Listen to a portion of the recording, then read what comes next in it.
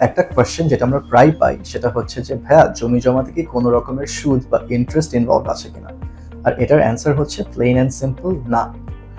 কারণ জমি জমাতে যখন আমরা জমি কিনি তখন ওটা কিন্তু আমাদের কোম্পানির যে ফান্ডস আছে, সো কোম্পানির যে ভিসি ইনভেস্টার্স বা কোম্পানিতে যারা শেয়ার হোল্ড করে তাদের টাকা দিয়েই জমিটা কেনা হয়।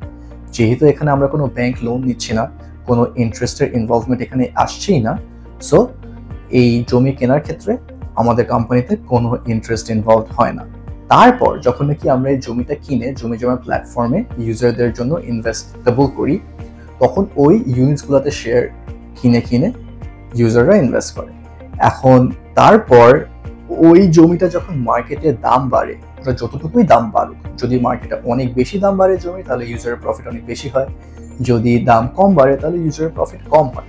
সো যেহেতু এটা পুরোপুরি মার্কেটের জমির দামের উপর ডিপেন্ড করছে যে ইউজার কতটুকু প্রফিট এখানে কামাবে, সো এখানেও কোনো ইন্টারেস্ট বা কোনো রকম সুদ ইনভলভ হচ্ছে না। আলটিমেটলি এরকম প্ল্যাটফর্ম কিন্তু বাংলাদেশে জমি জমা প্রথম হলেও কোম্পানি দুবাইতে যেরকম স্মার্ট ক্রাউড, ইন্দোনেশিয়াতে গোরো, এরকম অন্যান্য দেশে অনেক আছে এবং তারা সবাই কিন্তু প্রফিট শেয়ারিং মডেলেই কাজ করে।